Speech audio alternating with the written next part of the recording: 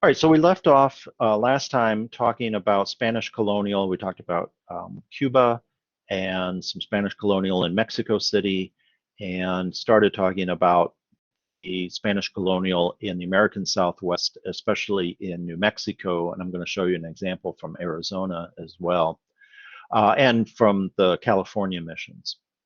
So one of the most significant Spanish colonial churches in New Mexico is San Francisco de Assis in Taos, New Mexico. We talked about Taos last time, or last fall, actually, the Pueblo, and the architecture that the Spanish created in these early years was similar to the adobe Pueblo architecture of the native peoples. And I talked a little bit about that, I think, in the last lecture, that this was mostly because that's the materials that were available. Let me show you the actual church. Here it is. There aren't a lot of trees in the desert of New Mexico. There is stone, but carving stone, cutting stone takes a lot of craftsmanship. It takes a lot of time. It takes a lot of effort, and it's a lot easier to build out of adobe. This is a building material that's been around since the dawn of humans making buildings. And it's something that can be done. It was the locals knew how to build it and were largely the people building these buildings, like these churches. And so it was easy for them to build. And so the Spanish created these early churches out of adobe.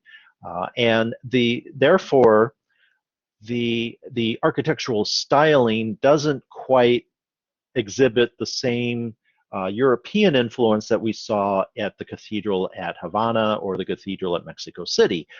First of all, this isn't, Havana or Mexico City. This is a rural outpost almost in the middle of nowhere. Certainly in this 1700s, it was in the middle of nowhere. And so they didn't have the same population and same resources, but they needed a church, and this was a quick, easy way to do that, even in the 1770s. And part of the architectural form when you build a church out of adobe is you need heavier buttresses. You can see here at the front these sort of arced buttresses that come out to help to support the towers. They still introduce two towers, which is something we saw in a lot of churches back in Europe, but also in the early colonial examples in Havana and Mexico City.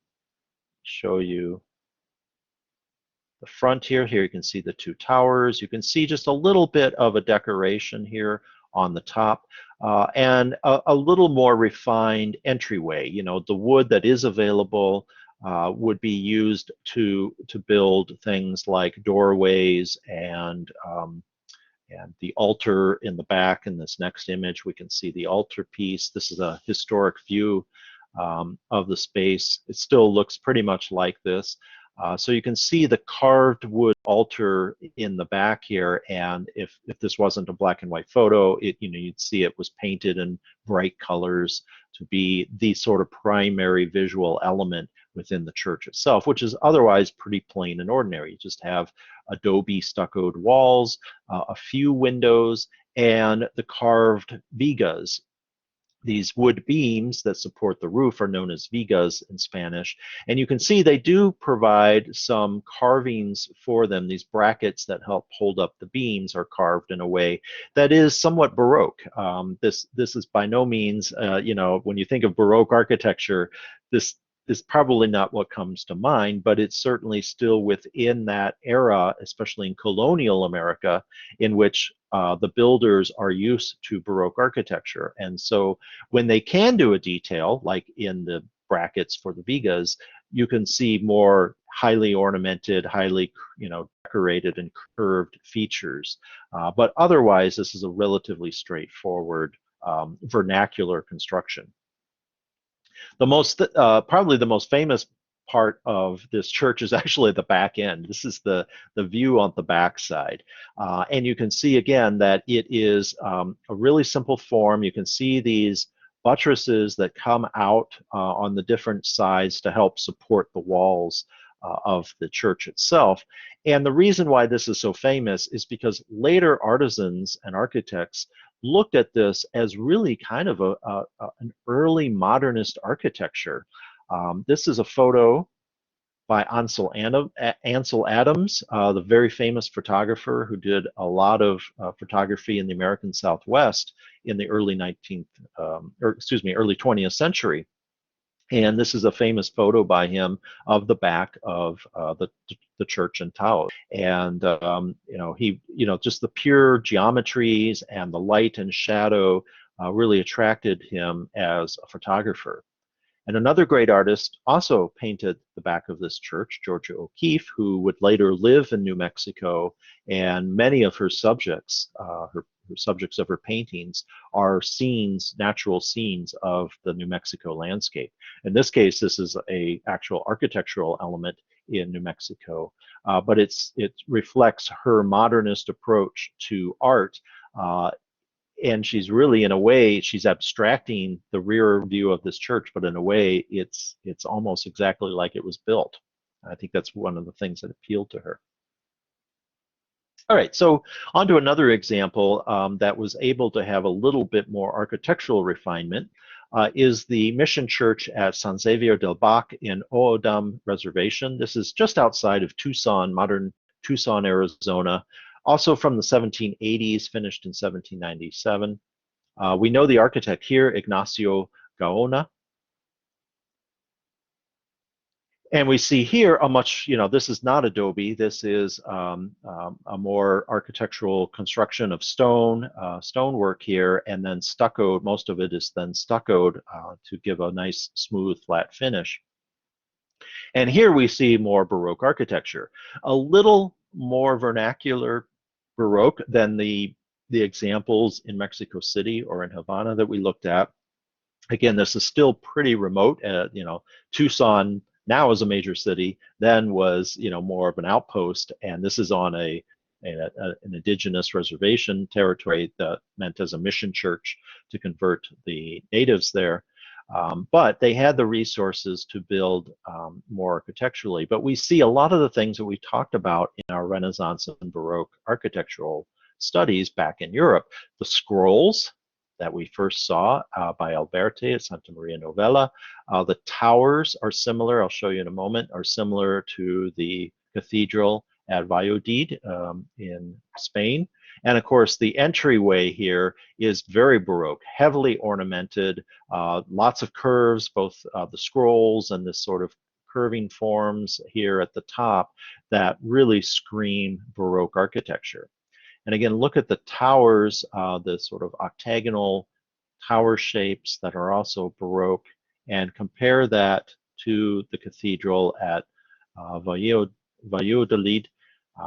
the tower here. And I had mentioned back when we were talking about this that this was an inspiration for a lot of the mission and colonial churches in Spain. Here's those same scrolls that are similar to what we just saw at the church in Arizona. Here's another historic photographic view of the whole complex, showing the church.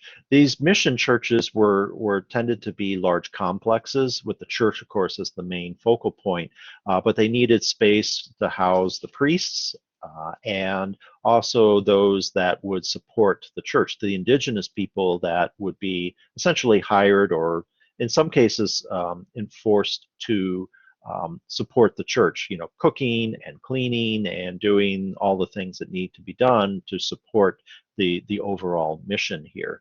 So you see these various outbuildings scattered around. There would be vegetable gardens and fruit trees to help provide food for the people that were living here. And then you can get a sense of the just open desert landscape all around it that is typical of southern Arizona. And then here's a detail from the front showing the Baroque features. It's rather simplistic in the ornamentation. The skill of the people doing this carving is pretty limited. And that was pretty typical in colonial architecture, especially early colonial, when you don't have the craftsmen who have migrated yet that are really talented. A lot of cases they were relying on the local peoples to build these, and their skills might not be up to par to the skills of those still back in Europe who have been doing this for generations and generations. But it's still conveying the kind of architectural expression that was popular at the time. Here's an, click on the right slide here. Here's an interior view of the church, and we see, again, very much based on the traditional European architecture. We see vaulted spaces. We even see essentially a dome where there's at the crossing, which we were seeing back in Europe. Pretty simplistic tablatures at the top of the piers, but some nice fresco decoration on the plasterwork inside that shows at least an attempt to decorate this church in a Baroque style. What is really fantastic and one of the highlights of this church is the retablo, the altar background here. A beautiful, this I believe is wood, carved wood that is painted and gilded to show the wealth and the glory of Catholicism and God, and really highlights the priest that would be standing behind the altar here. All the same kinds of things we saw being done in Baroque architecture in Europe.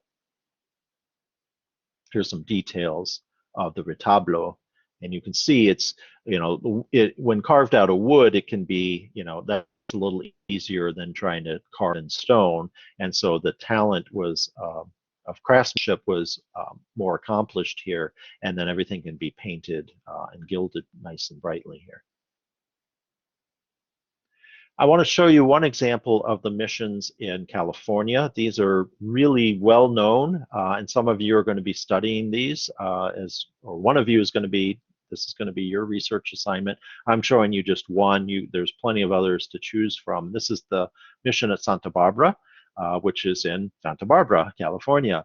This was built 1789, finished by 1820. A lot of these are quite late. The California colonization came very late in, the Santa Fe, New Mexico was founded in 1610. The mission in Santa Barbara wasn't founded until 1789. So you can see there's well more than a century before the Spanish arrived. There are some earlier missions in California, but this is pretty typical of what would be built here. Here is a view of it. This was from a visit I had just a few years ago. You can see the mountains in the background. It's a beautiful setting. Santa Barbara is a beautiful city, a few hours just outside of LA, depending on traffic. It could be really several hours. If you could drive really fast without any traffic, you can probably do it in an hour and a half. Yeah, well, it's Baroque a little bit, Joman, but let's look at the next slide. What does this really remind you of, or who does this remind you of? Anyone can pop up, not just Joman. Palladio, yeah. Palladio. I mean, once again, Palladio, yeah, is more the pronunciation. Once again, Palladio is still with us, even in the Americas. Talking about Spanish colonial, they bring that mindset with them. This is, in a way, this is almost more Renaissance than Baroque. The towers are squared off. They don't have the kind of curved or geometric forms that is more typical of Baroque architecture, like we saw at the mission in Arizona just a moment ago. And the facade is a temple front. It's a Roman temple front. The proportions are way off here. They probably had maybe Palladio's book or some kind of book of Renaissance architecture that they were sort of copying from. The columns are way too slender and way too tall, and the entablature is off in its proportions. But clearly they are being inspired by the sort of Palladian Renaissance architecture here when they're building this. Here's another view of just the front there. You can see some of the stonework. The stone is really roughly cut. It's not really refined and finished off, which is also representative of the fact that this is a colonial outposts. These are people who have just arrived and they've got to build from scratch. So there's stone available, and they have enough skill to kind of cut it into blocks, but not to really carve it and refine it into beautifully, squared off and polished sections. So this again, the colonial architecture is going to be reflective of both the skills and the labor available, as well as the materials that are available. And that's something I'm going to want to hear from you in your own presentations, is how is that impacted? So again, let's, if we're thinking about Palladio, here's an example of his San Giorgio Maggiore in Venice. This was where he transposed two temple fronts, one over the top of one in the background. It's not quite what was being done here, but the idea of a temple front at the face of the church is definitely something that comes out of Palladio. Here's a view of the mission inside, real simple on the interior, but with some decoration, some painted. The base of the walls, the wainscot here looks like marble. It's not. It's just frescoed because again, they're not going to have the resources or the marble even available to quarry and to install or to ship here. So they just made it look like marble using faux painting. And here's a detailed view of the retablo, which again, very nicely done. This probably comes a little bit later, probably closer to the 1820 date. But look at, it's a classical Ion temple background with yet another little more Baroque style element here at the center. So again, we're seeing where they could, this is where they're going to focus their resources on. And in some cases, these might have even been made back in Mexico and then shipped here by ship and installed in place. So that wasn't uncommon either, because again, the craftsmanship and the talent of the people working here may not have been there, in this era. And just a little more about the idea of an actual mission establishment. This is a graphic showing the whole complex. So here in the center, the white is the church itself. Then there would have been quarters for the various priests and monks. There would have been workshops. There would have been courtyards, obviously a cemetery. There would have been, fresh water. They had a reservoir they built for water coming out of the mountains. And then they actually built an aqueduct with a fountain for fresh water, and then water would flow into a pool where they could do laundry. There were quarters off to the side where the workers and people helped, the native peoples that lived here and helped supported the mission would have lived. There was place to store grain for their food, etc. So everything, when you're living in a colony like this, everything has to be done locally. You don't have, a transportation system that's reliable and quick where you can bring stuff in. You've got to grow your own food. You've got to store it. You've got to make your own cooking vessels. You've got to make your own tools in many cases. And so all of that has to be provided for. And that was typical at these various missions like this. This is actually a drawing from the Historic American Building Survey showing the church here sort of on the left side, and then the quarters for the priests. And you can see there's not a central hallway. There's a cloister on the two sides, an enclosed loggia like we saw in European examples. Here's a view of it from the outside. And this is how people, got into their and out of their rooms. They had this outdoor loggia here because Santa Barbara, Southern California, quite a very nice temperate climate most of the year, and so you could walk around outside, very similar to back in Spain or Italy. All right, so that concludes our discussion of Spanish colonial architecture.